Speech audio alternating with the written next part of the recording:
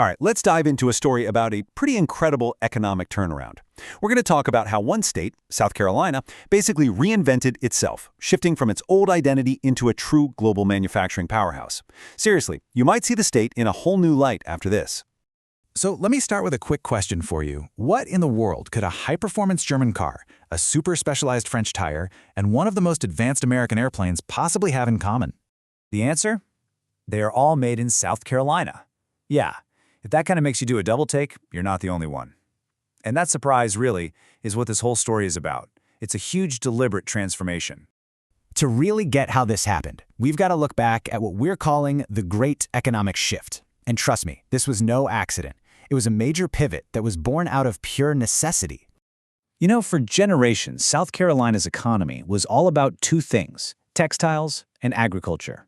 That was its backbone. But today, it's a totally different story. Its modern identity is all about advanced, global manufacturing, making some of the most complex stuff in the world. I mean, it is a true night and day difference.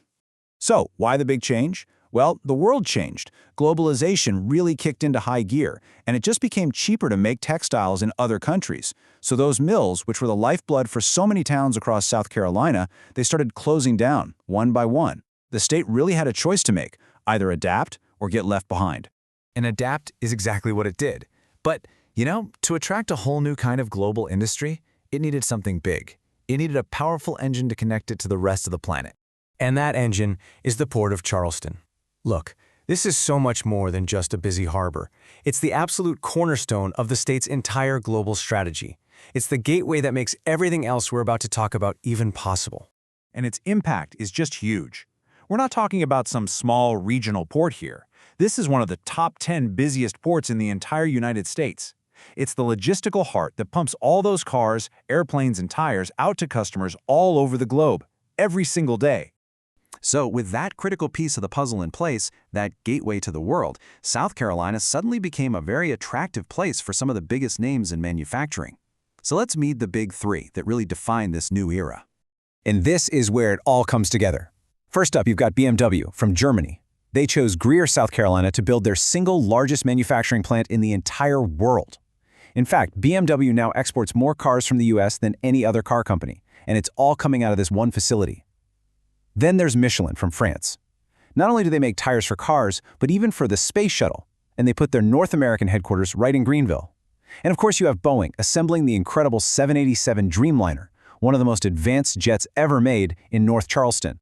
And that's the real takeaway here. These places aren't just little satellite factories or branch offices. We're talking about central, world-leading hubs for some of the most respected brands on the entire planet. Let me say that again. The largest BMW plant on Earth is in Greer, South Carolina. Just let that sink in for a second. So when you put all these pieces together, right, the old industries declining, the smart investment in infrastructure like the port, and then attracting these global giants, you get a brand new identity. South Carolina has really become a builder to the world. This quote just sums up the whole mindset shift perfectly. The state went from just being a consumer in the global economy to being a major creator, a major supplier. It's not just on the receiving end anymore, it's a powerful player, exporting these incredible, high-value products. And all of that leaves us with a really fascinating question, doesn't it? After making this unbelievable pivot from textiles to these titans of industry, you just have to wonder, what's next? What's the next big thing the world is going to want that's going to roll off an assembly line in South Carolina?